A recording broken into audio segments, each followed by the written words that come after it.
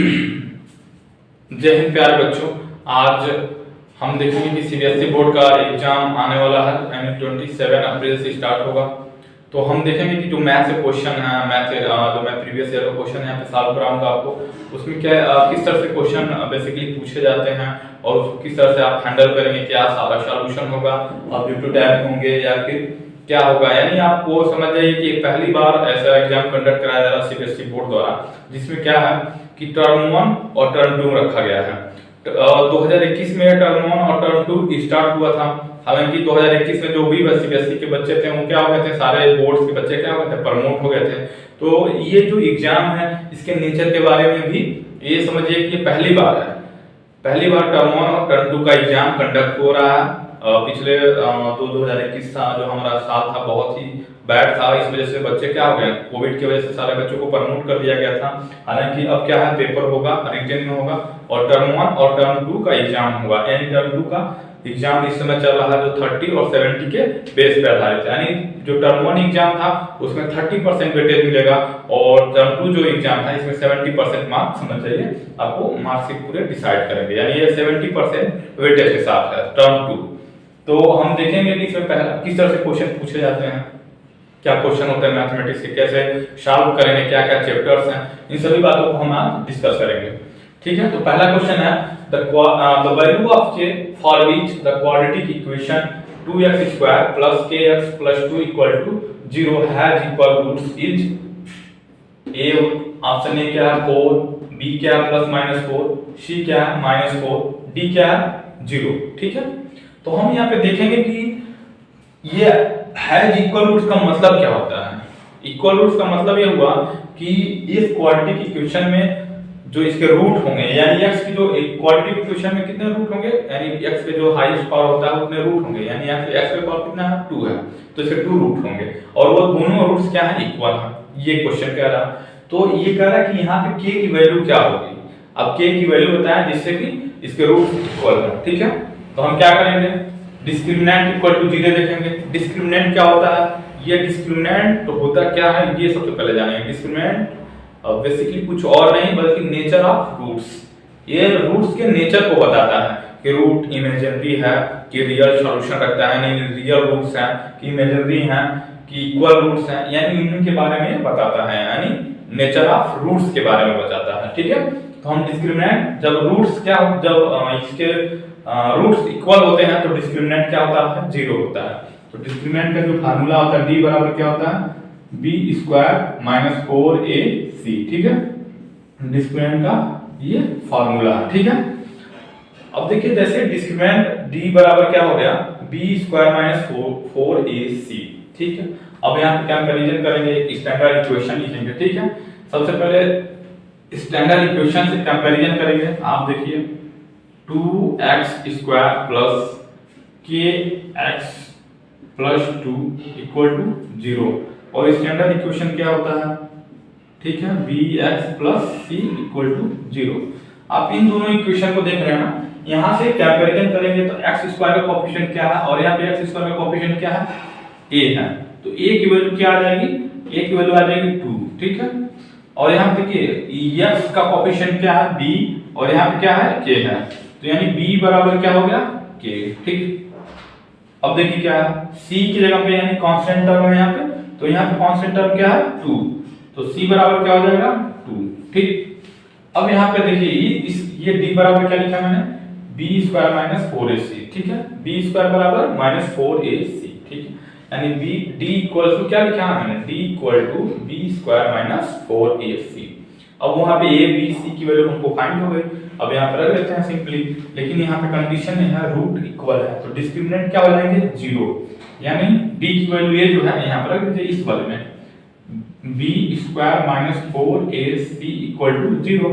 अब b के place पे क्या है k है, k का स्क्वायर 4, और देखेंगे a के प्लेस पे क्या है 2 है, 4a इंटू c के प्लेस पे क्या है 2 है। ठीक है, अब ये आप देख रहे हैं ना। ठीक, अब देखिए यहाँ पे 0 हो गया। अब इसको k स्क्वायर बराबर क्या लिख सकते हैं 4 2 जा 8, 8 2 जा 16। ठीक है, अब यहाँ पे देखिए, यहाँ पे बहुत सारा कंफ्यूजन होता है कि इसका रूट लेंगे तो इसका आंसर कितना होगा, +-4 या 4। तो देखिए बच्चों, जब किसी भी नंबर का आप रूट लेते हैं तो हमेशा प्लस माइनस के साथ आएगा आंसर, ठीक है। जब भी आप इन दोनों का रूट लेंगे तो नंबर कैसा होगा, +-7 आएगा, ठीक है। अगर रूट में कोई नंबर है तो हमेशा पॉजिटिव होगी, ये बात हमेशा याद रखिएगा। लेकिन जब नंबर का इस तरह से इक्वेशन के साथ दिया रहेगा तो जब इसका रूट लेंगे तो हमेशा प्लस माइनस के साथ आएगी, ठीक है। जैसे k का रूट लेंगे, अब इसको आप ऐसे भी लिख सकते हैं, अब इसको ऐसे भी लिख सकते हैं, ठीक है। अब देखिए कि मैं कैसे लगाता हूं इसको, ठीक है। अब यहाँ पे वो वाली चीजें, यानी ये वाला कॉन्सेप्ट यहाँ पे यूज कर सकते हैं जिससे आपको कोई कंफ्यूजन नहीं होगा। रूट लेंगे तो भी या नहीं लेंगे तो भी एक वैल्यू की क्या आएगी, +4 आएगी, एक वैल्यू -4 आएगी। तो इसको एक साथ प्लस माइनस के जो साइन है वो एक साथ लिख देंगे तो क्या हो जाएंगे, +-4, ठीक है। क्या हो जाएंगे, +-4, ठीक है। यहाँ पे क्या हो जाएंगे, +-4। आप यहाँ से क्या सीधे लिख सकते हैं, यानी यहाँ से जो वैल्यू है यहाँ से आप सीधे आंसर लिख सकते हैं k की +-4 लिख सकते हैं, ठीक है। और नहीं तो इसको सॉल्व करना चाहते हैं तो इस तरह से सॉल्व करेंगे, यानी यहाँ से क्या आ जाएगी, k की वैल्यू +-4, ठीक है। यानी यहाँ पे मेरा आंसर जो कितना आया, +-4। तो यहाँ पे जो ये ऑप्शन बी में है +-4, ठीक है। आई होप दोस्तों ये आपको समझ में आया होगा। अब हम देखते हैं नेक्स्ट क्वेश्चन क्या आता है। बहुत सारे क्वेश्चन लेकर आए हैं आपके लिए, ठीक है। और बहुत महत्वपूर्ण क्वेश्चन है यहाँ पे, बहुत इंपॉर्टेंट क्वेश्चन है जो आपके बोर्ड में पूछे जा सकते हैं, जो आपके सीबीएसई बोर्ड एग्जाम कंडक्ट करा रही है इसमें पूछे जा सकते हैं, ठीक है। तो हम जल्दी से आपको दूसरा क्वेश्चन बताते हैं।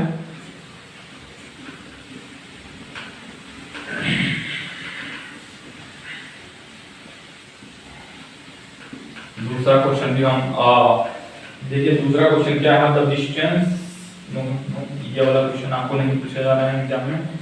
जो क्वेश्चन पूछे जा रहे हैं जैसे कि वो क्वेश्चन कौन सा है, तो ये क्वेश्चन नंबर 3 देखिए। सबसे पहले क्वेश्चन नंबर ये मेरे में 3 है, आपके लिए 2। क्वेश्चन नंबर 2 देखिए आप। क्वेश्चन नंबर 2 कह रहा है कि ये कोई एक सर्कल है, ठीक, और एक सर्कल है और ये क्या है, इसे किसी एक पॉइंट से क्या है, ये टेंजेंट लाइन है, ठीक है, और ये भी टेंजेंट लाइन है, ठीक है।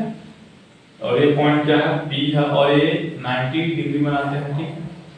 और क्या कह रहा है कि ये जो सेंटर O है वो इससे मैच कर रहा है और ये इससे, ठीक। तो ये पूछ रहा है कि ये Q है और ये P है, O है। पूछ रहा है आपसे OQ का वैल्यू दिया है कितना, 4 सेंटीमीटर। आपसे पूछ रहा है कि आप बताएं PQ इक्वल टू कितना, PQ इक्वल टू कितना, ठीक है। यानी PQ की वैल्यू आपसे पूछ रहा है, ठीक है। इसमें आंसर दिया हुआ है क्या, इसका आप ऑप्शन में दिया, A दिया है कितना, 3 सेंटीमीटर, और B कितना दिया है, 4 सेंटीमीटर, और C क्या दिया है, 2 सेंटीमीटर, और D क्या दिया है, 2√2 सेंटीमीटर, ठीक है। इन सभी चीजों को हम देखेंगे बारीकी से।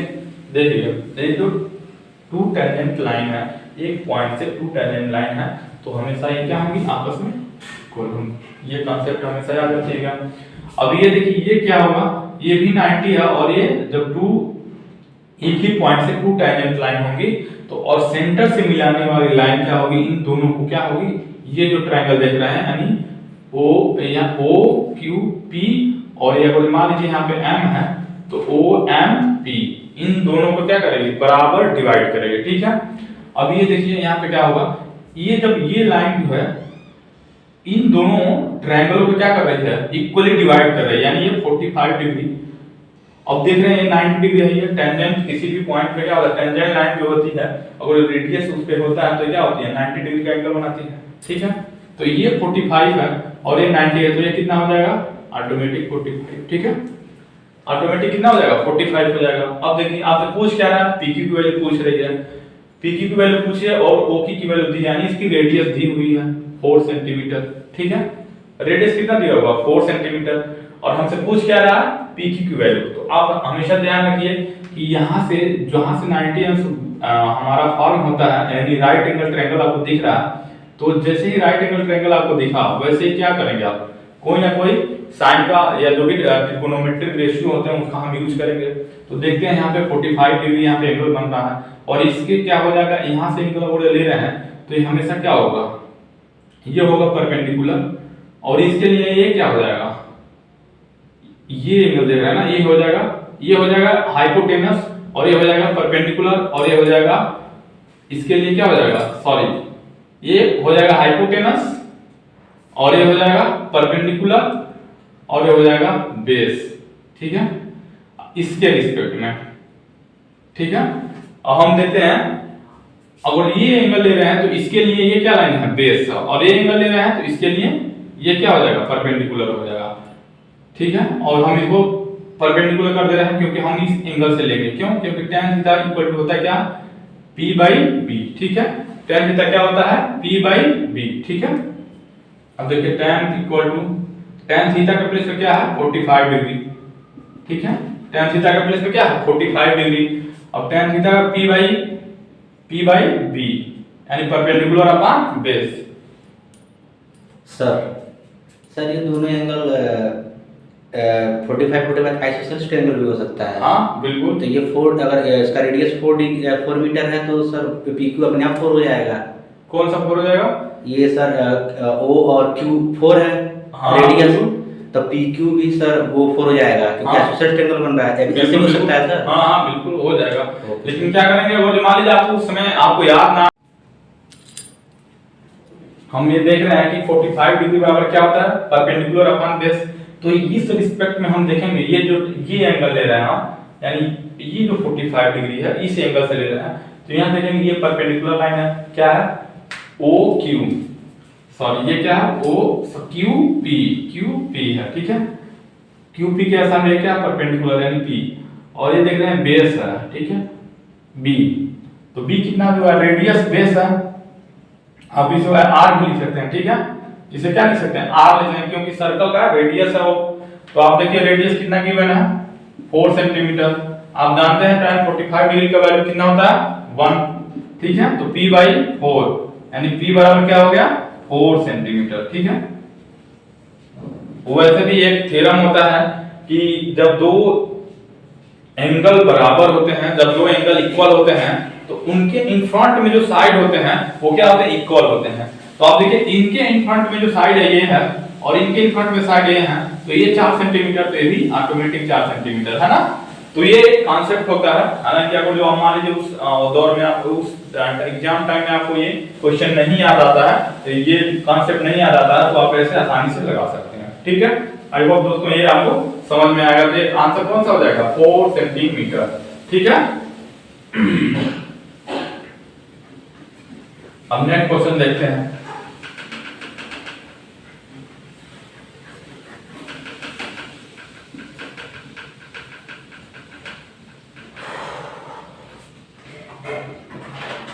नेक्स्ट क्वेश्चन है the radius of sphere in centimetre whose volume is 12 pi centimetre cube each. ये कह रहा है कि द क्वेश्चन नंबर 3 है द रेडियस, कह रहा है, अरे यार माना नहीं, ये देखेंगे। थर्ड क्वेश्चन क्या है, कह रहा है कि the radius of sphere, the radius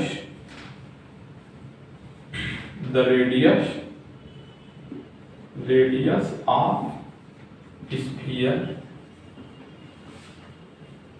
in centimetre whose volume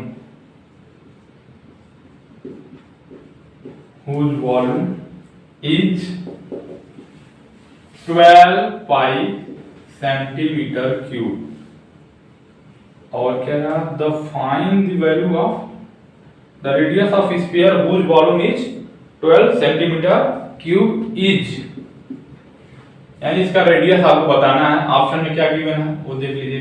पहला ऑप्शन में है 3 सेंटीमीटर और दूसरा ऑप्शन है 3√3 सेंटीमीटर और सी ऑप्शन है, सी ऑप्शन जो है 3 पे पावर 2/3 सेंटीमीटर और जो फोर्थ ऑप्शन है डी, वो क्या है, ये आपका है 3 पावर 1/3 सेंटीमीटर। ठीक है, अब हम इसको सॉल्व करते हैं, देखते हैं। बड़े आसान क्वेश्चन है। आप इस स्फीयर का वॉल्यूम का स्फीयर जो होता है उसका फार्मूला लिख दीजिए वॉल्यूम का, और सारा आंसर आ जाएगा। तो बताइए स्फीयर के वॉल्यूम का सूत्र क्या होता है, फार्मूला क्या होता है? वॉल्यूम ऑफ स्फीयर क्या होता है? वॉल्यूम ऑफ स्फीयर, ठीक है, वो कितना होता है? 4/3 पाई आर क्यूब। ठीक है, यानी आर रेडियस हो तो उसका ये आर रेडियस का वो जो स्फीयर है तो उसका वॉल्यूम का इक्वेशन फार्मूला क्या होता है? 4/3 पाई आर क्यूब। ठीक है, अब देखिए वॉल्यूम ऑफ स्फीयर गिवन है, कितना दिया हुआ है? वॉल्यूम ऑफ स्फीयर कितना दिया हुआ है? ये दिया हुआ है। ठीक है, यानी 12 पाई सेंटीमीटर क्यूब। तो यहाँ पे लिख दिया 12 पाई बस। ठीक है, और 4/3 पाई आर क्यूब। ठीक है, यहाँ से देख रहे हैं पाई से पाई क्या हो जाएगा? कैंसिल हो जाएगा, और 4 से 12 कैंसिल हो जाएगा 3 टाइम में, और 3 3 जा कितना हो जाएगा? 3 3 जा कितना हो जाएगा? 9 हो जाएगा। और ये देखिए क्यूब है। ठीक है, तो ये कितना हो जाएगा? 9। ठीक है, और यहाँ पे पावर 3। ठीक है, अब देखिए बोथ साइड क्या करिए, जब ये आंसर ऐसे दिए हैं तो आप क्या करेंगे? सबसे पहले r की वैल्यू आपको निकालना है, ये तो r क्यूब है, तो सबसे पहले क्या करेंगे? बोथ साइड क्या करेंगे? क्यू रूट ले लेंगे। ठीक है, क्यू रूट ले लेंगे, यानी 9 का क्या होगा? Cube root. तो देख रहे हैं इसका मतलब क्यू रूट का क्या मतलब होता है? क्यू रूट का क्या मतलब होता है कि जो पावर होता है किसी भी नंबर पे, जो पावर होता है इसमें पावर का क्या होता है? 1/3 हो जाता है। ठीक है, तो क्या करेंगे? पावर जो है उसका 1/3 कर देंगे। ठीक है, और इसका क्या हो जाएगा? पावर 1/3 कर देंगे, यानी 9 का 1/3। ठीक है, अब देख रहे हैं यहाँ से 3 3 क्या हो जाएगा? कैंसिल हो जाएगा। एक स्टेप और देख लीजिए, r पे पावर 3 into 1 पे पावर 1/3, ये ना, तो 3 से 3 कैंसिल हो जाएगा। यहाँ पे मत काटिए। ठीक है, यहाँ पे इसको काट दीजिए नेक्स्ट स्टेप में, और यहाँ पे क्या हो जाएगा?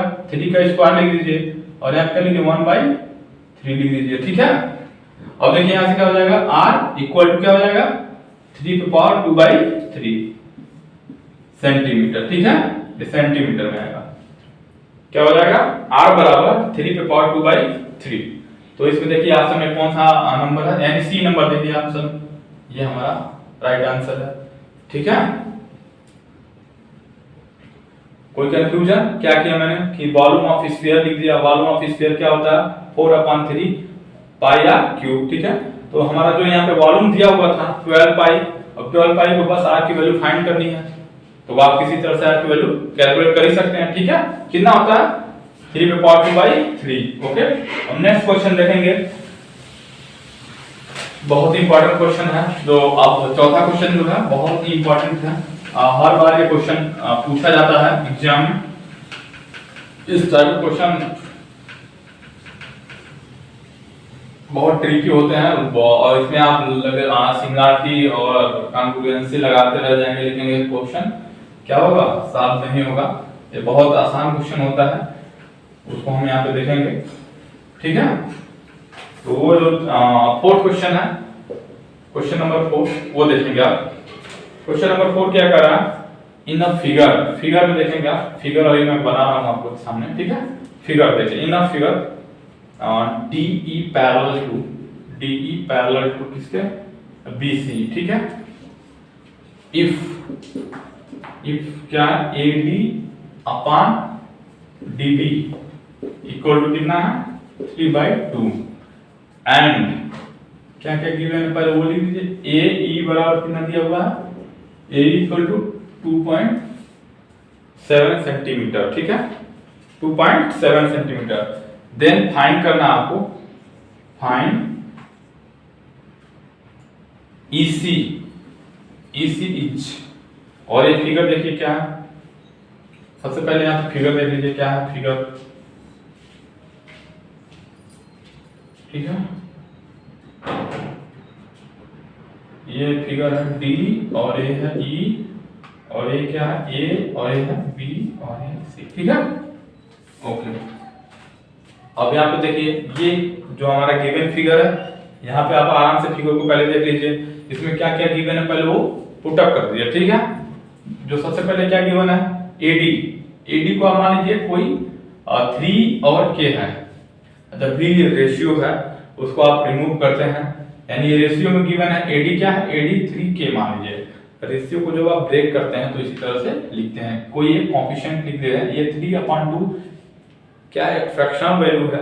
अब हमें ये नहीं पता है कि जैसे 3/2 को क्यों मैं K लिखता हूँ, जैसे मैंने कहा कि 9/6 भी 3/2 के क्या है, इक्वल है, तो इसलिए ये भी वैल्यू इसके बराबर है, तो हम इसी वजह से क्या करते हैं, K लगा देते हैं।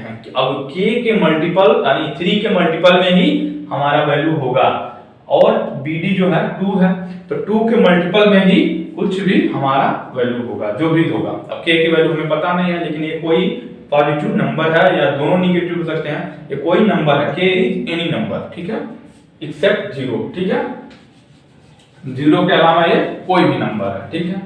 अब देखिए क्या जरा AE क्या दिया हुआ है, 2.7 सेंटीमीटर, ये भी सेंटीमीटर में होगा, ठीक है, ये भी सेंटीमीटर में होगा। अब आपसे ये पूछ रहा है कि फाइंड द EC, यानी इसकी वैल्यू आपसे पूछ रहा है, आप इसको मान लीजिए x, ठीक है, क्या मान लीजिए आप, x मान लीजिए। अब देखिए आपके पास क्या क्या गिवन है, ये एक कंडीशन और दिया है, DE parallel to BC, DE parallel to BC, ठीक है। जब भी दो लाइन पैरेलल होती हैं तो ये जान लीजिए कि दो लाइन, अगर इस फिगर की मैं बात कर रहा हूं, ये दो लाइन पैरेलल तभी होगी जब इन दोनों का रेशियो और इन दोनों का रेशियो कांस्टेंट हो, मतलब सेम हो, इन दोनों का रेशियो और इन दोनों का रेशियो क्या हो, सेम हो, ये कंडीशन होती है।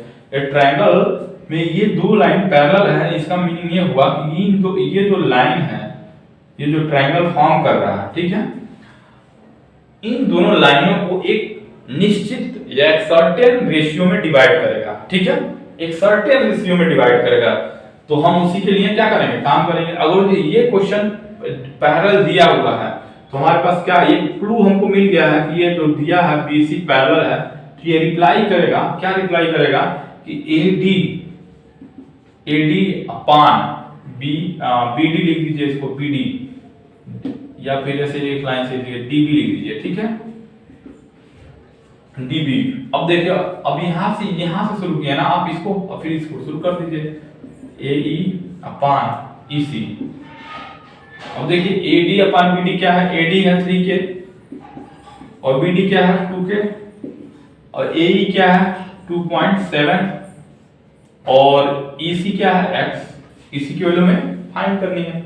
अब देखिए यहाँ से K से K कैंसिल हो जाएगा। अब देखिए x की वैल्यू क्या हो जाएगी, यहाँ से 2.7 × 2 डिवाइड बाई 3, ठीक है, हो जाएगा ना, 2 का मल्टीप्लाई इधर कर दिया और 3 से डिवाइड कर दिया, और x को यहाँ पर कर दिया, हो गया ना आसान। अब देखिए 3 9 जा कितना हो जाएगा 27, यानी ये कितना हो जाएगा 0.9 × 2, 9 2 जा 18, एक प्लेस पे क्या है डेसिमल है, तो x की वैल्यू क्या हो जाएगी 1.8 सेंटीमीटर, कितना हो जाएगा, ये कितना वैल्यू दे रहा है 1.10 सेंटीमीटर, ठीक है।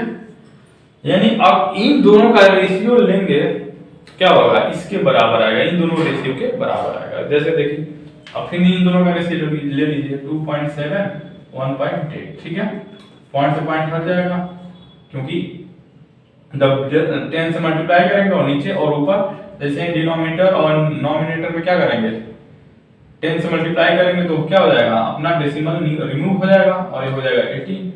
अब देखिए 9 3 जा और 9 2 जा, ये रेशियो क्या मिल गया कांस्टेंट, इसी के बराबर हो जाएगा, ये रेशियो पहले गिवन है, ठीक है।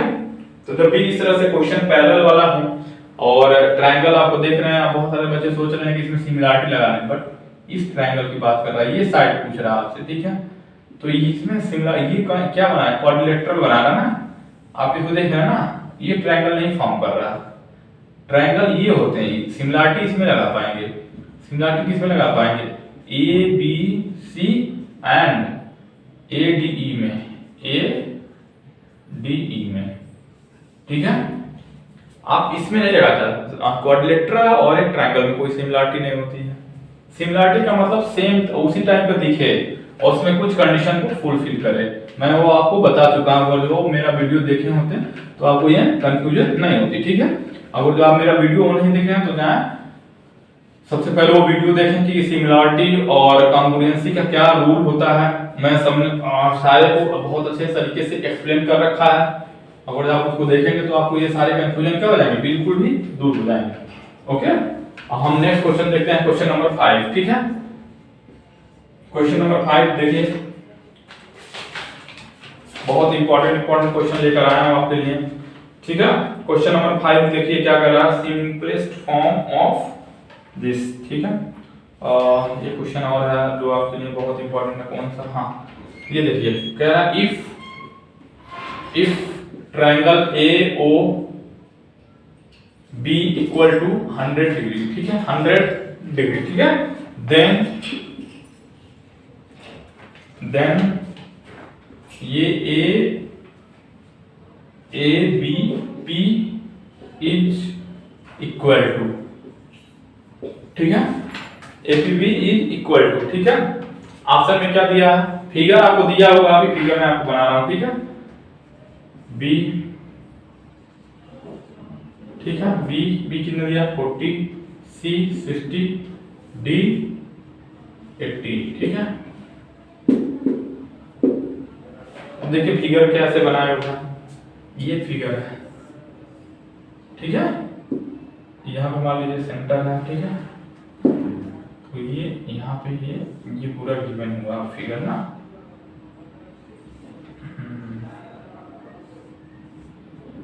ठीक है, ये 100 डिग्री दिया होगा और ये लाइन क्या दिया होगा, इससे मिला दिया होगा। और ये क्या है, OAB और ये है P और ये क्या है Q। ठीक है,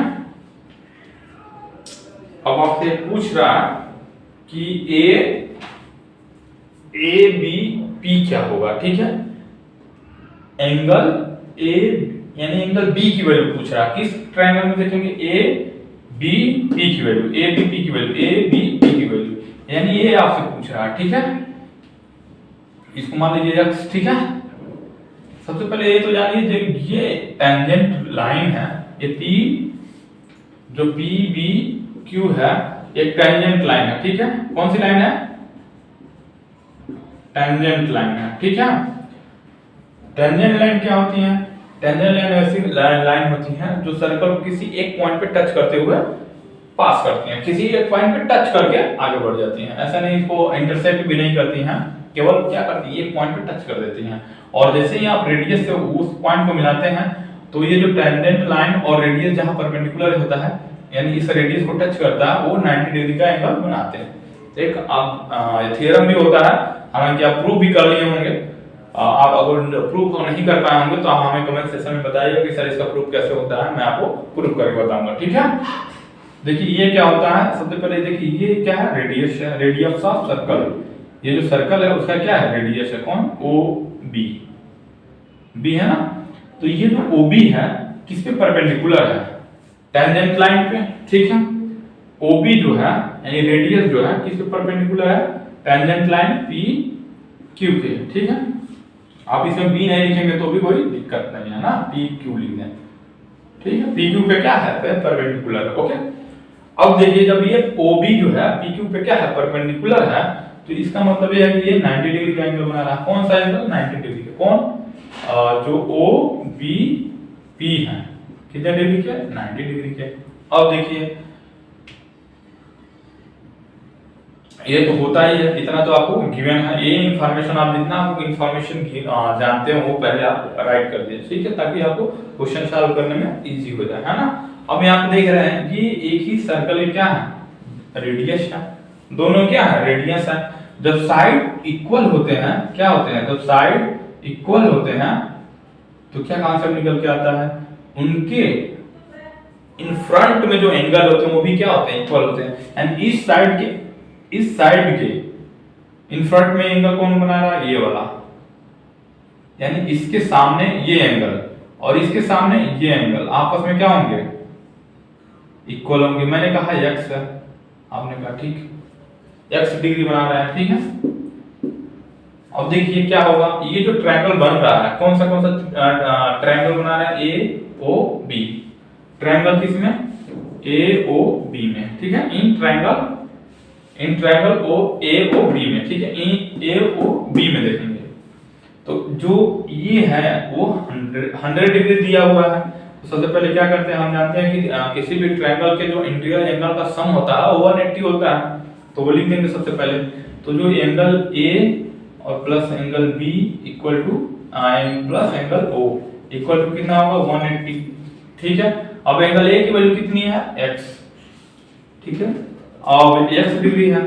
अब एंगल बी की वैल्यू कितनी है x, ठीक है, यहाँ पे क्वेश्चन मार्क का भी रख दीजिए, ठीक है। अब यहाँ पे देखिए ये कितनी है 100 डिग्री, अब देखिए यहाँ पे 100 डिग्री है ना, ये 180। अब देखिए x से x क्या हो जाएंगे, ऐड हो जाएंगे, x से x ऐड हो जाएंगे और ये 100 उधर चला जाएगा, तो ये कितने हो जाएंगे 2x और ये 180 में से 100 सब्ट्रैक्ट कर देंगे, कितना आ जाएगा 80, ठीक है। तो अब हम यहाँ पे देखते हैं, यानी x की वैल्यू कितनी आ जाएगी, आप यहाँ से देखेंगे, इसको सॉल्व करेंगे तो कितना आ जाएगा, यानी 80 डिवाइड बाई 2 कितने हो जाएंगे 40, यानी x की वैल्यू कितनी आ गई 40 डिग्री, ठीक है। यानी ये जो एंगल बना रहे हैं दोनों कितने कितने के बना रहे हैं 40 और ये भी 40, ठीक है।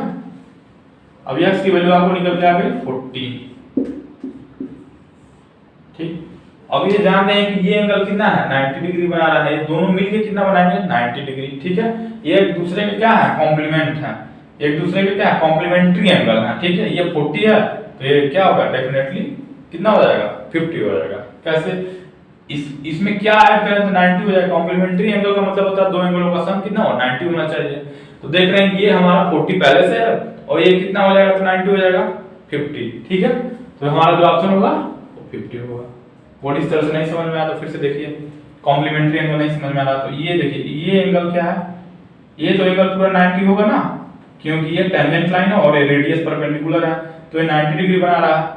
तो जो ये क्वेश्चन मार्क है और प्लस 40 ये कितना होंगे 90 डिग्री होंगे।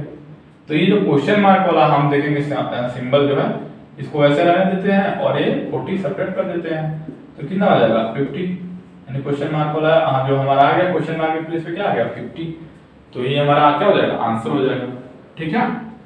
अब हम नेक्स्ट क्वेश्चन देखते हैं। अब स्टैटिस्टिक्स का क्वेश्चन देखते हैं ना, इसमें बहुत इंपॉर्टेंट क्वेश्चन पूछे जाते हैं, मीडियन मोड और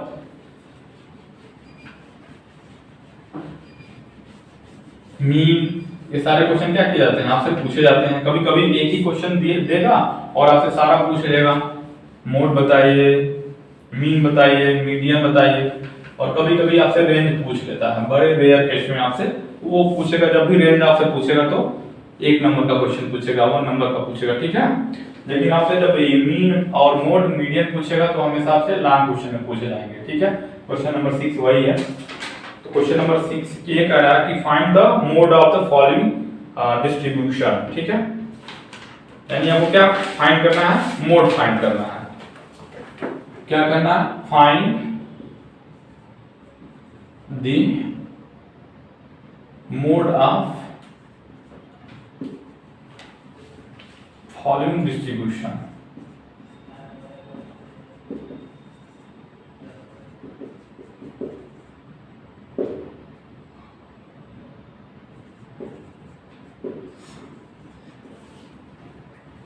देखिए क्या क्या गिवन है आपके सामने। सबसे पहले तो यहाँ पे लिखा हुआ मार्क्स और नीचे लिया है number of student, number of student, ठीक है। अब ये देखिए क्या क्लास लिखता है, इसमें कितने का डिस्टेंस है, सारी चीजें हम देखेंगे। सबसे पहले लिखा है क्लास में 0 to 10, नेक्स्ट में क्या लिखा है 10 to 20, 20 to 30, 30 to 40 और 40 to 50, और लिखा है हाँ एक और है, ठीक है। अब लिखा है 50 to 60। अब देखिए फ्रीक्वेंसी, ये नंबर ऑफ स्टूडेंट कितने हैं, इसमें 0 से 10 के बीच में कितने स्टूडेंट हैं 4, यानी 4 स्टूडेंट ऐसे हैं जो 0 से और 10 के बीच में मार्क्स पाए हुए हैं, ठीक है, इसका मतलब ये होता है। और 6 स्टूडेंट ऐसे हैं जो 10 और 20 के बीच में नंबर पाए हुए हैं, ठीक है। 20 से कम हमेशा याद रखिए और 10 से ज्यादा, 0 से ज्यादा और 10 से कम, ठीक है। इसका मतलब 4 स्टूडेंट्स ऐसे हैं जो 0 से ज्यादा और 10 से कम नंबर पाए हैं, इसका मतलब ये होता है। और 6 स्टूडेंट ऐसे हैं जो 10 से ज्यादा और 20 से कम नंबर पाए हैं। अब नेक्स्ट देखते हैं 7 और क्या है 12 और कितना है 5 6, ठीक है। अब ये क्वेश्चन कुछ है नहीं, इसमें क्या है केवल फार्मूले का खेल है और फार्मूला किस से पहचानना है सबसे बड़े वो देखेंगे। इसका पहले मीनिंग समझ में क्या होता है। मैंने अभी आपको बताया कि 4 स्टूडेंट ऐसे हैं जो 0 और 10 के बीच में नंबर पाए हुए हैं, 6 स्टूडेंट ऐसे हैं जो 10 और 20 के बीच में नंबर पाए हुए हैं, मार्क्स पाए हुए हैं। अच्छा 7 स्टूडेंट ऐसे हैं जो 20 और 30 के बीच में नंबर पाए हुए हैं, 12 स्टूडेंट्स ऐसे हैं जो 30 और 40 के बीच में नंबर पाए हुए हैं, और 5 ही स्टूडेंट ऐसे हैं जो 40 और 50 के बीच में नंबर पाए हुए हैं। 6 स्टूडेंट ऐसे हैं जो केवल 50 और 60 के बीच में नंबर पाए हुए हैं।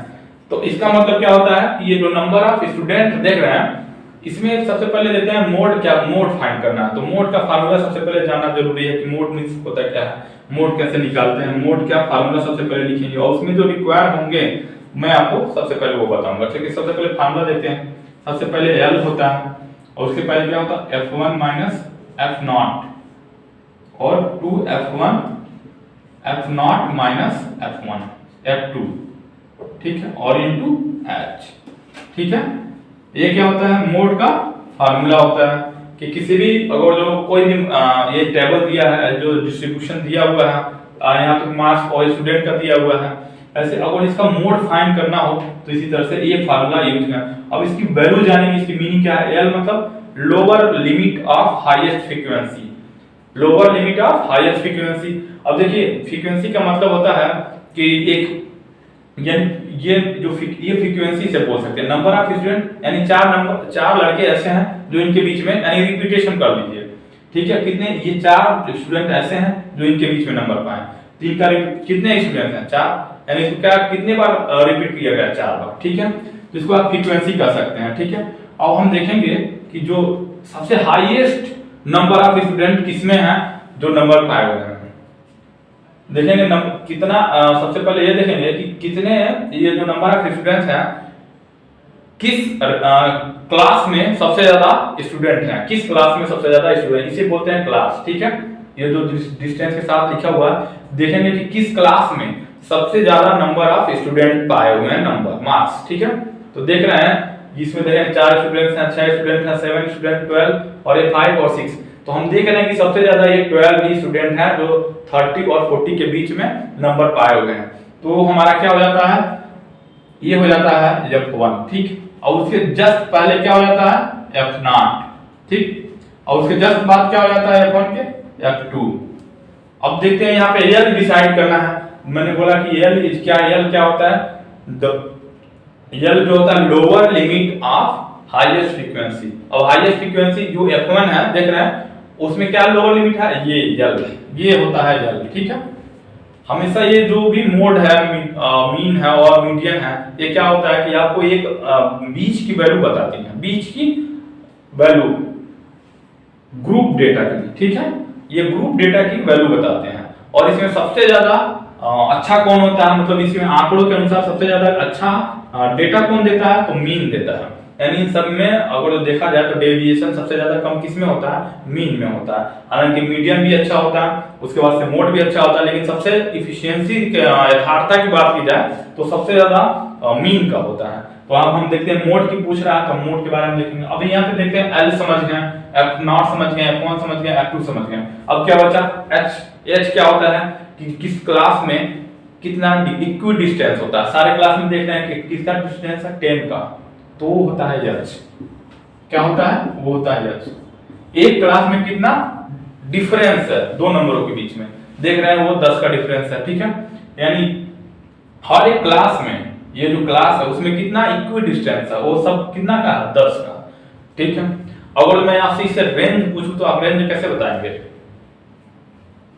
रेंज में आपसे पूछूं तो इसका रेंज कैसे बताएंगे आप? तो सबसे पहले रेंज बताने में देखेंगे द हाईएस्ट, सबसे पहले देखेंगे हाईएस्ट, सबसे पहले देखेंगे कि लोअर क्लास देखेंगे। सबसे पहले लोअर, इसमें लोअर वैल्यू किसकी है 0 और सबसे हाईएस्ट वैल्यू क्या है 60। इन दोनों का डिफरेंस ही क्या होता है, रेंज होता है, ठीक है, यानी 60 होगा। इसका रेंज कितना है 60। अब देखते हैं सारा वैल्यू रख देते हैं। सारे वैल्यू क्या है, f0 कितना है, f1 कितना है और f2 कितना है, सारे हमारे पास आ गए हैं। तो अब देखते हैं इसका आंसर कितना आएगा, ठीक है। L की वैल्यू कितनी दी हुई 30, ये L है, ठीक है। अब देखिए यहाँ पे अब Fn की वैल्यू कितनी दी हुई है, F1 का है 12 और F0 कितना है 7, ठीक है। और 2F1 कितना हो जाएगा, यानी इसमें F1 में क्या करेंगे 2 से मल्टीप्लाई कर देंगे, यानी 12 में 2 से मल्टीप्लाई कर देंगे क्या 24 हो जाएगा, लेकिन हम ऐसे एक बार लिख देते हैं, ठीक है। अब F0 कितना दिया हुआ 7 और ये कितना है F2 कितना दिया हुआ 5, ठीक है। अब देखिए क्या करेंगे, इसको सॉल्व कर देंगे और h से क्या कर लेंगे मल्टीप्लाई, h कितना है 10। एक क्लास में कितना डिफरेंस है वो देख लेंगे, यानी वो हमेशा इक्वल होगा। अगर नहीं इक्वल है, ऐसा भी क्वेश्चन पूछा जाता है कभी कभी इक्वल ही नहीं होता, तो हमें इक्वल बनाना पड़ता है। एक आधा इधर घुसाते हैं, आधा इधर, आधा इसमें घुसाते हैं, आधा इसमें ऐड करते हैं, आधा इसमें कम करते हैं, इसमें ऐड करते हैं, ऐसे। तो हम अभी क्वेश्चन बताएंगे वो आपको, ठीक है। 30 प्लस ये देखिए कितना हो जाएगा 5, ठीक, और ये कितना हो जाएगा 24 और ये 12 और ये कितना हो जाएगा 10, ठीक है। अब इसको देखिए 24 में से 12 जाए 12, ठीक है। अब इसको हम देखते हैं आगे, यहाँ पे 30 प्लस 5 अपॉन 12 इंटू 10, ठीक है। अब इसको क्या करेंगे 2 से अगर कट रहा है तो बढ़ जाइए, क्या करेंगे और इसको मिनिमाइज कर देंगे। अब देखिए 30 और ये कितना आ जाएगा 25/6, ये देख रहे हैं कितने करीब में जाएगा, 4 बार में जा रहा है, ठीक है। और यानी अब क्या करेंगे 25 में 6 से डिवाइड कर देंगे,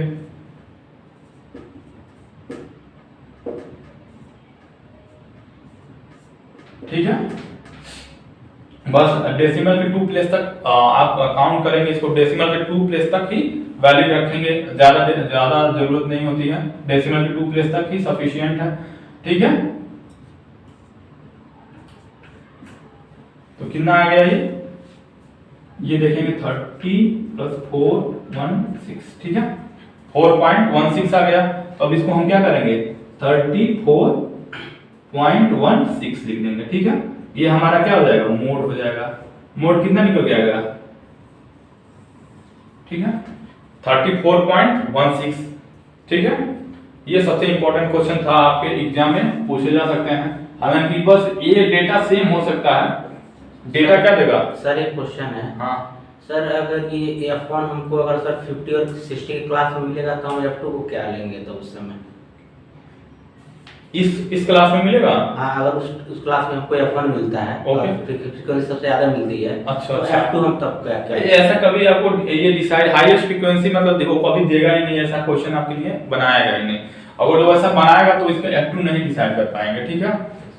अगर जो हाईएस्ट अगर ये कह रहा है कि ये स्टूडेंट बोल रहे हैं कि ये तो सर F1 बहुत अच्छा क्वेश्चन था, अगर ये F1 यहाँ होता तो F2 कैसे डिसाइड करते हैं, ये बहुत इंपॉर्टेंट क्वेश्चन है, F2 कैसे डिसाइड करते हैं। तो मेरे प्यारे बच्चों वो आपसे ऐसा कभी पूछेगा ही नहीं, क्योंकि ये ग्रुप डेटा होता है, इसमें सारी चीजें फिक्स होती हैं, कौन किस चीज को कहाँ पे रखना है। तो ये क्या कर बेसिकली आपको कैलकुलेशन देखता है, और स्टैटिस्टिकल मींस होता ही है कि आप किसी चीज को क्या करें कैलकुलेट करें, ठीक है। Okay sir, okay. तो आई होप दोस्तों ये आपको समझ में आया होगा, बहुत इंपॉर्टेंट क्वेश्चन है। और हम नेक्स्ट क्वेश्चन देखते हैं।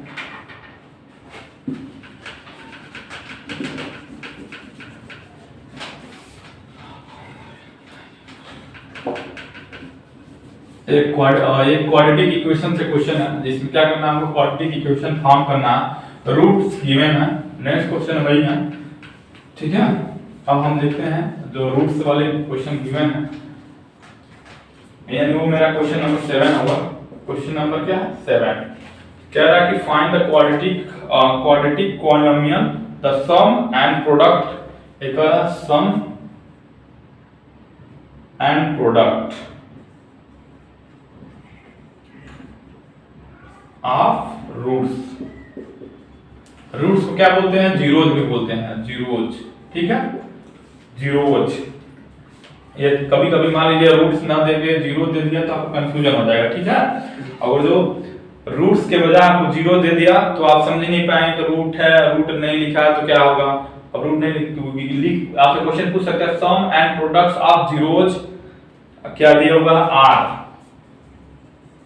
क्या क्या गिवन है? -3 एंड 2 रिस्पेक्टिवली।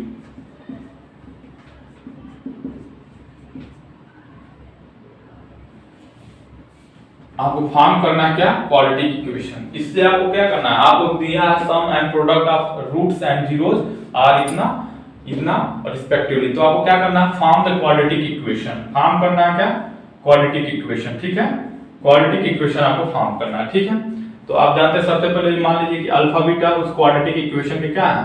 जीरोज है। तो सम ऑफ रूट्स ये है, यानी sum of zeros. Sum of zero कितना दिया है? 3 दिया हुआ है, ठीक है। और प्रोडक्ट ऑफ रूट्स जीरोज वो दिया हुआ 2। तो आप जानते हैं कि क्वाड्रेटिक इक्वेशन बनाने के लिए आपको क्या क्या जरूरत होता है? उसका जो फॉर्मेट होता है वो किस तरह से होता है? x² minus sum of zeros or roots, sum of zeros or roots, product of zeros or roots. बस ये आपको याद करना है केवल, ठीक है। ये बहुत इंपॉर्टेंट चीज है, इसको आप नोट कर लेंगे, ठीक है। यही क्वाड्रेटिक इक्वेशन यहां से बनाना है आपको, ठीक है।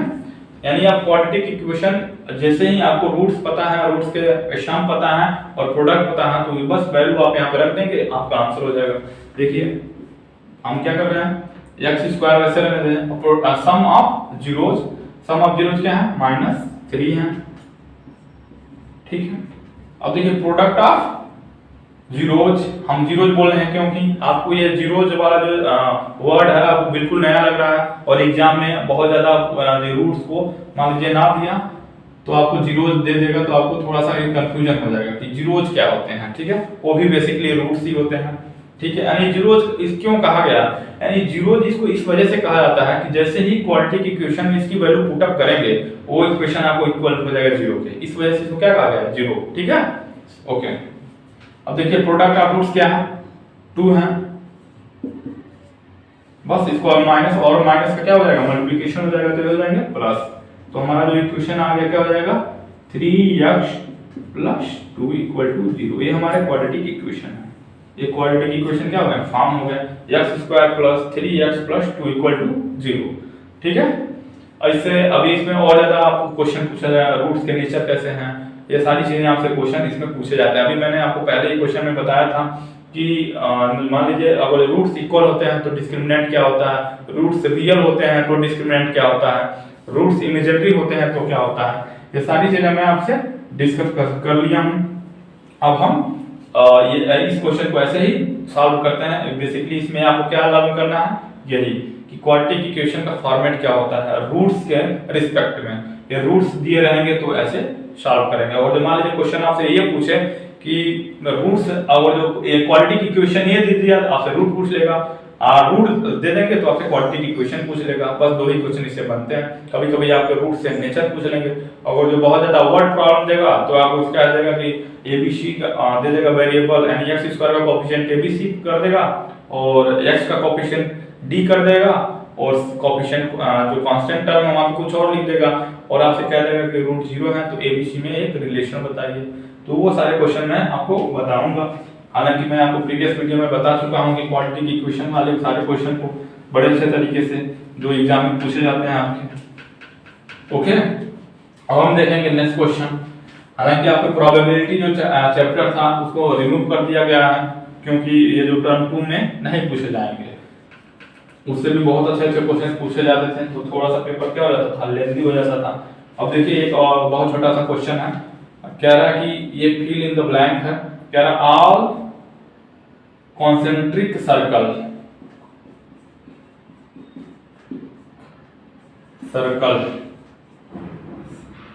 all concentric circles gap to each other each other.